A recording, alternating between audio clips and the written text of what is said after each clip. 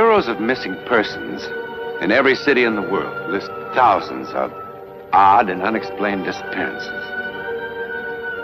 But in the literature of psychic phenomena, there are two sudden appearances that are perhaps as strange and as perplexing as anything that ever happened on this earth. One of them occurred in the town of Chico, in California's Sacramento Valley. The date was March 17th, 1922. It began with something as commonplace and as ordinary as these pieces of granite, sandstone, marble, shale, quartz. Ordinary pieces of rock and stone. Or are they? Yes, sir, that'll be in this week's paper. We're printing it up tonight. Just as soon as... Just a minute, Mr. Stroud. Harry!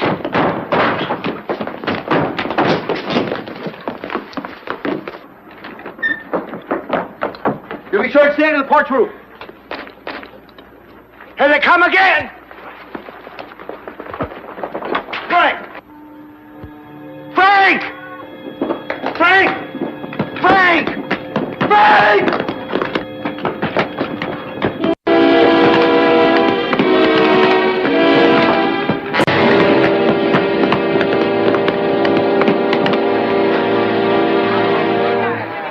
Guess that's it for today.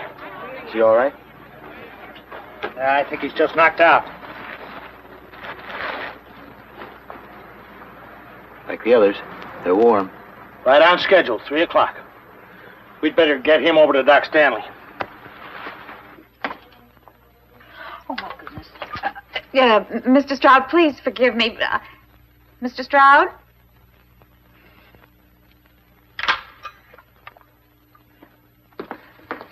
How's Frank? He'll be all right. Harry? Have you told the marshal yet about what you did? There was no sense getting him riled ahead of time. You know, when all those people start arriving in town, he's going to go sky high, Harry. Joe Tomlinson's just worried about looking foolish in front of outsiders about not being able to stop this. Or not being able to find out who or what's been doing. And all those big city newspaper people writing it up, we're going to look pretty foolish. The whole world's going to have a great big horse laugh at us. Maybe. Maybe this is something important that the whole world ought to know about. Jenny, our business is news. However it turns out, it'll still be news. Are you going to meet them? 2:30 tomorrow. Joe Tomlinson won't like it. Joe Tomlinson doesn't like anything.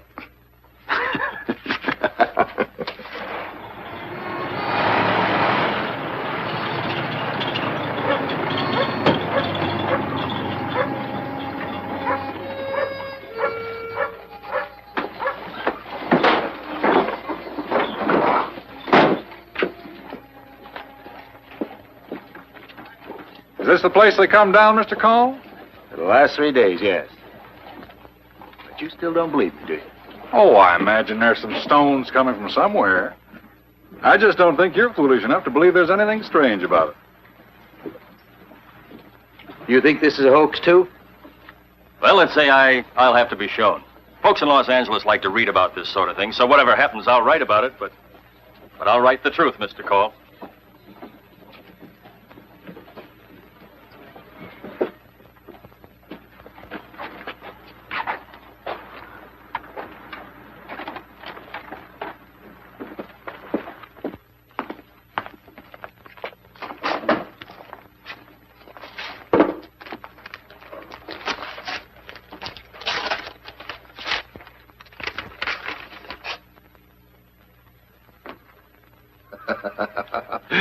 Very good, Mr. Cole. You've got a fine sense of theater. All the props in the right places at the right time. Listen to this, Bradley. Harry Call, editor, Chico Chronicle. Dear sir, this is to inform you that I am the one who's been causing the stones and rocks to fall on Chico. To prove it, I will make them fall again tomorrow at exactly 3 o'clock and exactly where they fell today. And since I have repealed the law of gravity, I will have some of them float down from the sky and sign the ghost. It's rather amateur theatricals, I'm afraid, Mr. Cole. The ghost. In the past 10 months, many people have come forward claiming to know who or what was responsible. Now, many of them were anonymous. Well, now you've got your answer. It's a ghost. I assume there are cranks all over the world, Mr. Towers, even in San Francisco. I merely thought, as a newspaper man, gathering information on a story, you would be interested in seeing that note. Oh, I'm interested. I'm very interested, Mr. Call, to see just how far you'll go to try to sell us this bill of goods. I'm not sure how they do things in the big city. But here, while I try to approach gathering news with a healthy skepticism, I hope I do it without arrogance or a smart alecky know-it-all attitude. Very well put, Mr. Call. Don't you think so, Towers? See, you got visitors, Harry. Hi, Joe. It's the town marshal, gentlemen, Mr. Joseph Tomlinson. This is Mr. Towers of the San Francisco... Yeah, I know who they are.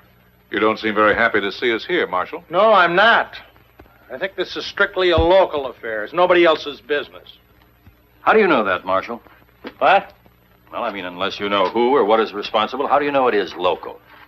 What else can it be? Well, I'm sure you've been trying to find out for the past 10 months. Sure, naturally. Now, Chico isn't a very large town. If somebody is launching stones with some sort of catapult, I'm sure you'd have discovered him by now.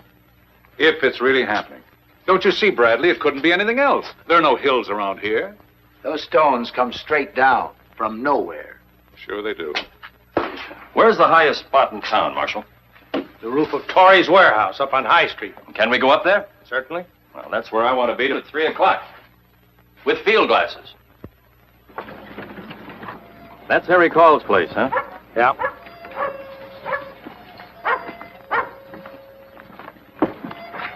And the stones have fallen there for the last 3 days, huh? Right in it. Mm-hmm.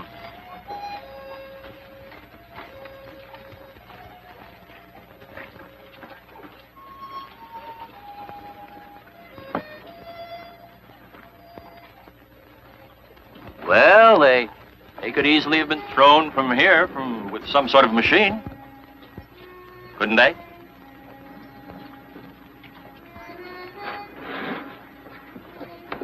Mr. Bradley,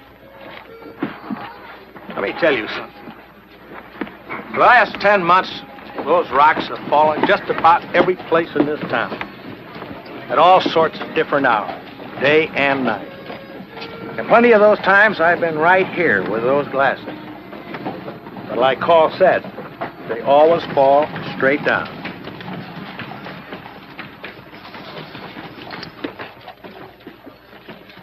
It's almost 3 o'clock, Mr. Towers. Just a minute or so by my watch. Well, at least come in under the porch roof. No, sir. This I want to see from beginning to end. There. There, Mr. Bradley, a little more to your left. Up there.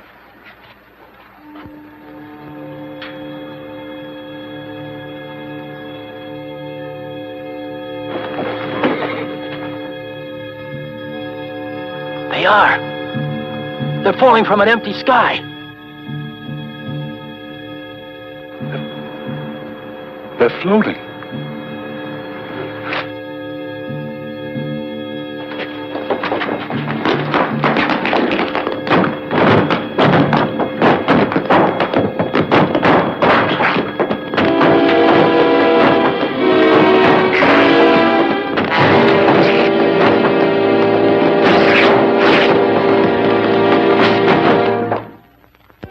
The man who wrote this note and signed himself the Ghost was never heard from again.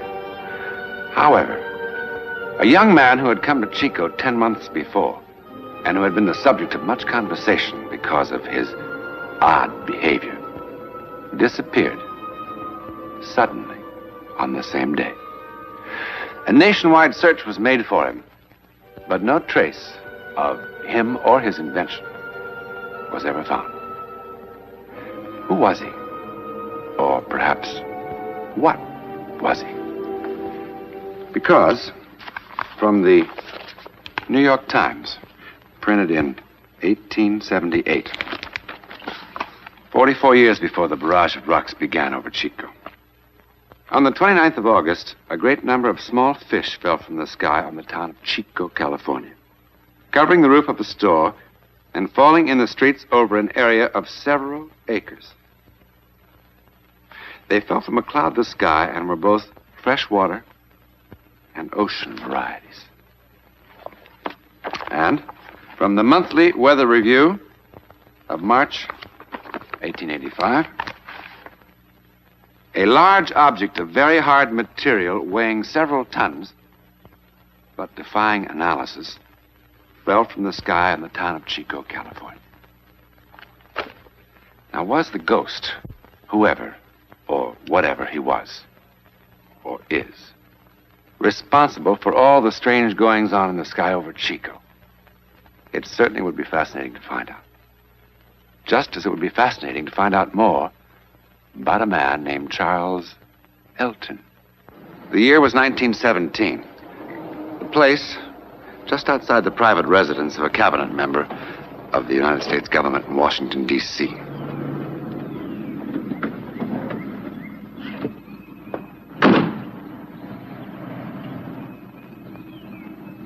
Charles Elton, if that really was his name, chose to make an appearance here in a most unorthodox manner.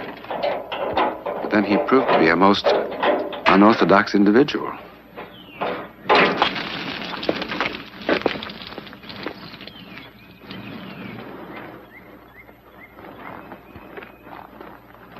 Your office, Mr. Secretary? No, there's a meeting at the State Department, 8:45. It's nearly that now, but let's not break any crosstown speed records. No, sir. I'm afraid you won't be able to leave just yet, Mr. Secretary. Who are you and what do you want? Just to show the Secretary something of great importance. You better get out of here fast. Sir, you have a reputation for being a reasonable man. I'm sure you can see if you will notice this car is in no condition to take you anywhere. So you might as well let me fix it. Fix it. There isn't a gasoline station around for at least a mile. Which is precisely why I chose to empty your gasoline tank here. Mr. Secretary, please forgive my methods. But after waiting in your outer office 4 days in vain... There may be enough gasoline in the lines to get to a gas station.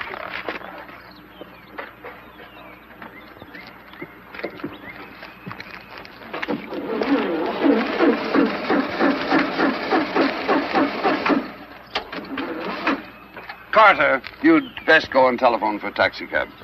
Maybe I better call the police. No, I'll be all right. Yes, sir. I thought your face was familiar. Excuse me, sir.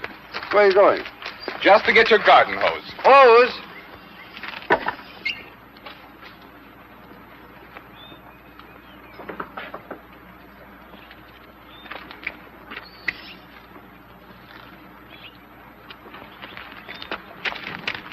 Here, what are you doing? Fixing it so you can drive to the State Department. Great Scott, man, you'll ruin the motor with water. Just water, yes. Well, do you think I sprinkle my lawn with gasoline? Mr. Secretary, please, relax. I assure you I'm not harming your high-powered engine in any way. There. That ought to do it. There's the little beauty.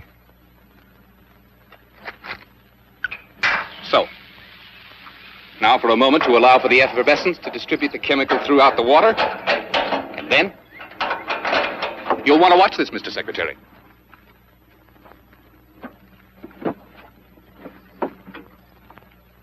I pump it to get some of my mixture up into the carburetor.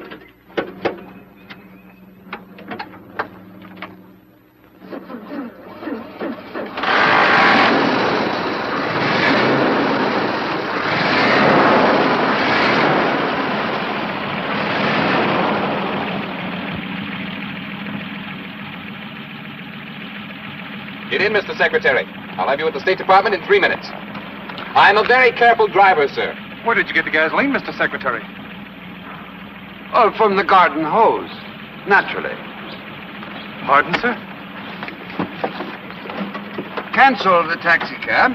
Yes, sir.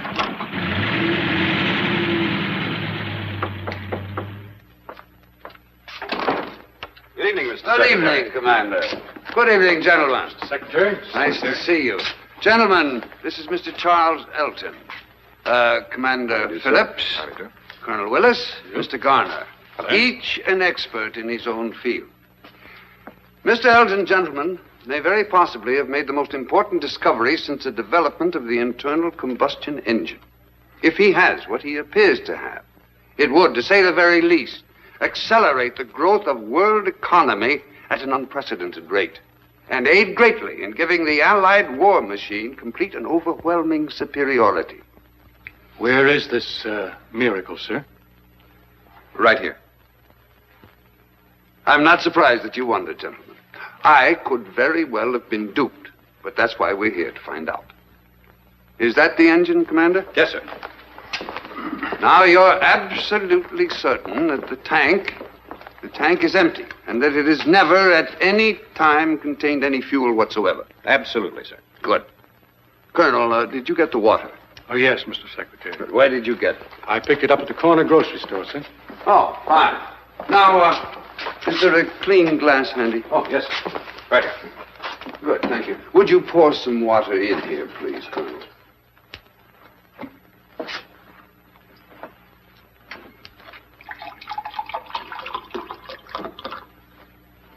Colonel, have a drink.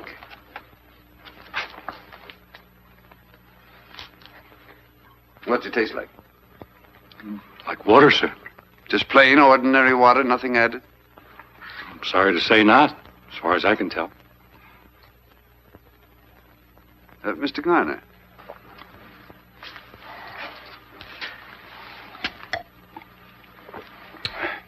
Just water?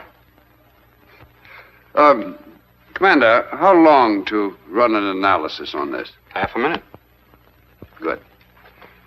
Mr. Garner, is there anything at all unusual about this engine? No, it's just a plain automobile engine. Mm-hmm. Commander? I can tell better after they sit a while, sir. But so far, it's just good old H2O. Fine.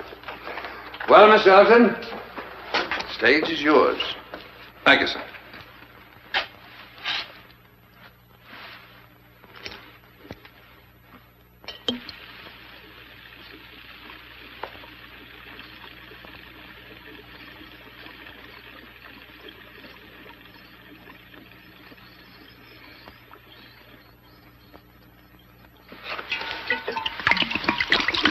What are you doing? Just protecting myself, Mr. Secretary.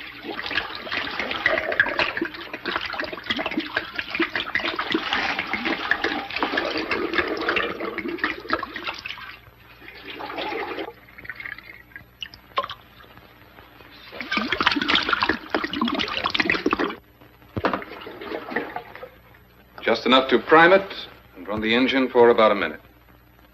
One provision, Mr. Secretary. Yes. You must permit me to consume every drop of the fuel. Well, sir, all the elements I use can be found on this planet.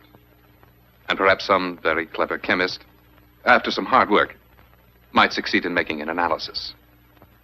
Then I would no longer have a secret, would I? And therefore nothing to sell. Yes, I see what you mean. Very well, you have my word.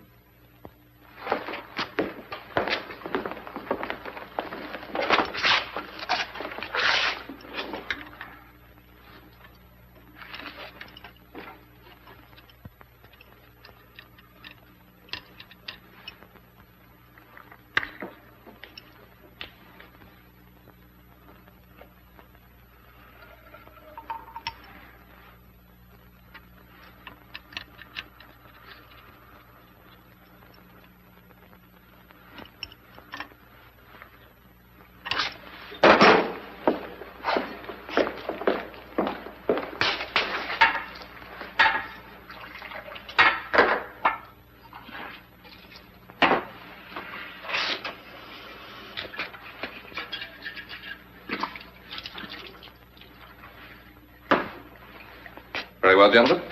Someone can start the engine. Mr. Garner? But, Mr. Secretary, if you'll forgive me, there can only be one possible result. Water vapor and an internal combustion engine are incompatible. You'll simply ruin a perfectly good engine. That is a risk that I feel we can afford. Very well.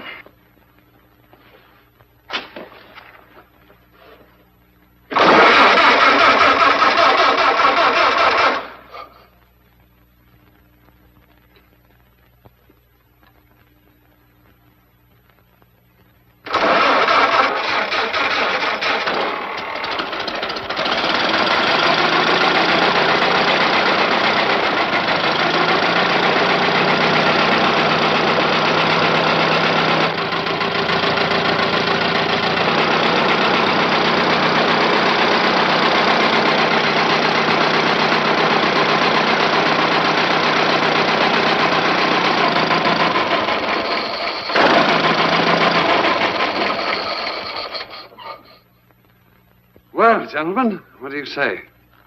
There's only one thing you can say. It's impossible.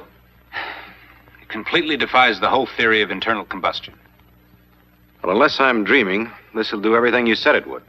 Unless we're all dreaming the same dream. Well, how much do you want for your formula?